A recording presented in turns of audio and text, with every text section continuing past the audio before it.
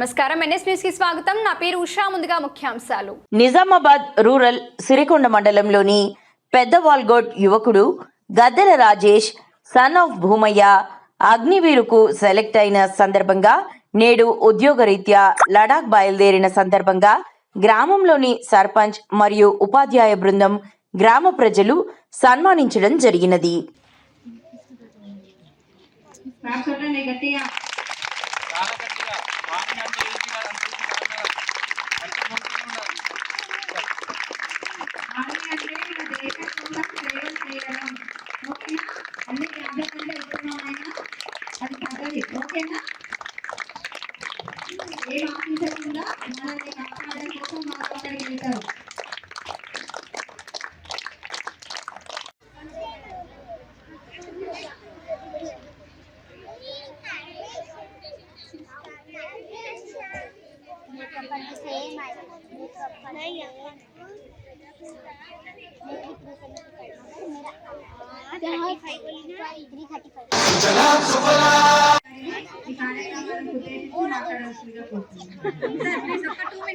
పిల్లలకి సందేశాన్ని అందించండి.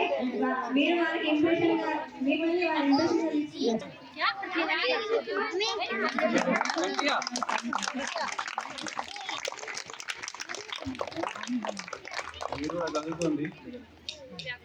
చదువుకొని ఇప్పుడు మంచి జాబులు కూడా వస్తున్నాయి.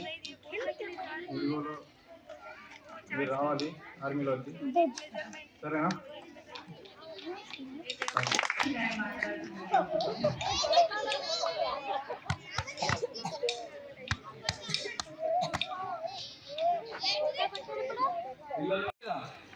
చాలా మంది ఆర్మీ అవుతాం అంటారు, అవునా? సో ఆర్మీ అవ్వాలంటే ఫస్ట్ ఏముండాలి? ఫిజికల్ స్టామినా ఉండాలి, ఐక్యూ మెంటల్ ఎబిలిటీ కూడా చాలా మంచిగా ఉండాలి. చూడండి అన్నది ఫిజికల్ ఫిట్నెస్ ఎలా ఉంది? Yes or no? సో మీరు హెల్దీ ఫుడ్ ఈరోజు పెట్టిన దాని గురించే.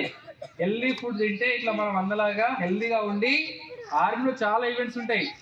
లాంగ్ జంప్ ఉంటుంది, రన్నింగ్ ఉంటుంది, ఓకే, షార్ట్ పుట్ ఉంటుంది, ఇంకొకటి హై జంప్ ఉంటుంది. ఇట్లాంటి అన్ని రకాల ఈవెంట్స్ మీకు పరీక్ష పెడతారు. కాబట్టి దానికి మనం ఏం చేయాలి? ఫస్ట్ నుంచే ఇప్పటి నుంచే మీరు హెల్దీ ఫుడ్ తీసుకుంటే అన్నలాగా కష్టపడి ఇట్లా జాబ్ సాధించవచ్చు. ఇంకొక విషయం తెలుసా మీకు?